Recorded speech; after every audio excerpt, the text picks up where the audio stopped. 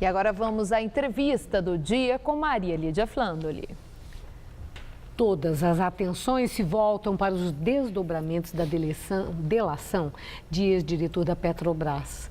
E para falar do possível impacto dessa delação sobre candidatos à presidência da República, hoje recebemos o cientista político Marco Aurélio Nogueira, professor titular de Teoria Política da Unesp. Muito obrigada, professor, por estar conosco. Eu antes queria fazer uma observação sobre o que acabamos de ver, o resultado da pesquisa do Ibope para o Senado, que mostra em São Paulo mais ou menos uma estabilização dos números, né?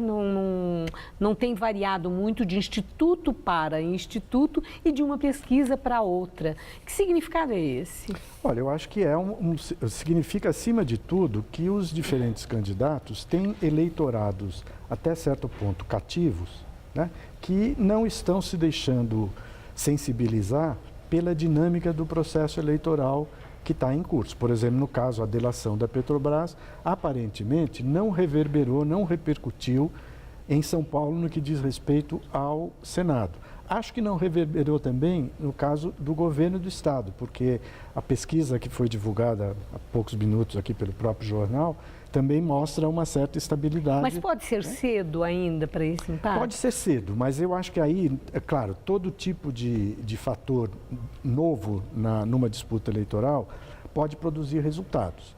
Agora, nós temos que perceber também que processos de denúncia de corrupção vão encontrar uma sociedade até certo ponto saturada com isso, né? É algo que, assim, tem sido insistentemente posto na agenda, na mesa. As pessoas, de certo modo, transformaram isso num fato da vida cotidiana e talvez não estejam dando tanta importância assim a isso. Até porque não há hoje, a rigor, quem se possa declarar livre de acusações de corrupção.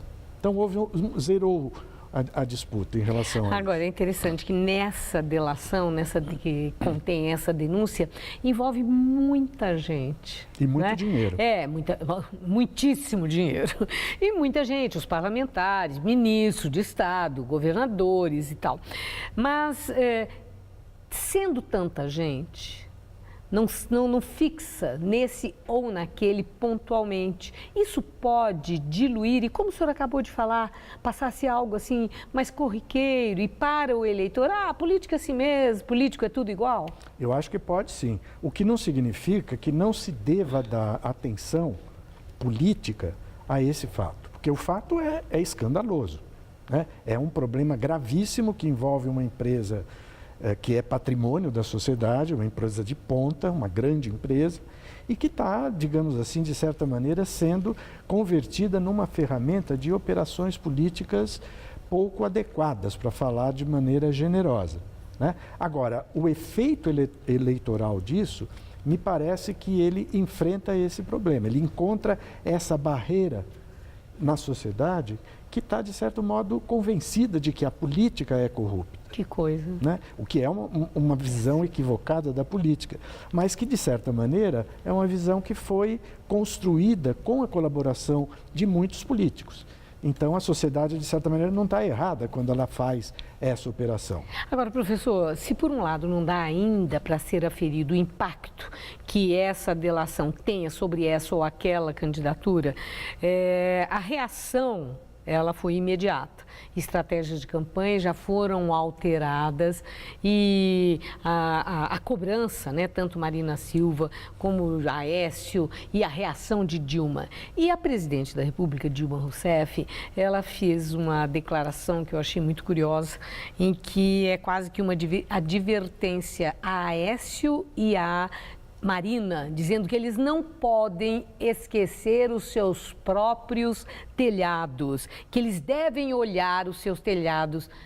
Isso é uma ameaça? Eu acho que é uma ameaça, mas é ao mesmo tempo uma tentativa de sair de uma situação de cerco que é extremamente constrangedora para a candidata e, sobretudo, para a presidente da República. Então, ela está tentando responder a uma situação desfavorável através da velha fórmula do ataque. Ela não está se defendendo. Agora, o efeito principal que essa delação tem é de forçar todos os candidatos a um certo tipo de postura defensiva. É como se eles estivessem dando um passo atrás para poder enfrentar uma questão que não é simples, é uma questão de ordem moral que afeta muitas coisas e que encontra todos os candidatos, com alguma diferença, numa situação muito parecida, porque todos têm, como a gente costuma falar na linguagem popular, o rabo preso em algum problema que tem a ver com corrupção. A última questão, professor, Marina Silva atacando Dilma em relação a isso, cobrando, dizendo que o governo sabia sim do que estava acontecendo, etc. e tal. Aécio Neves também cobrando Dilma.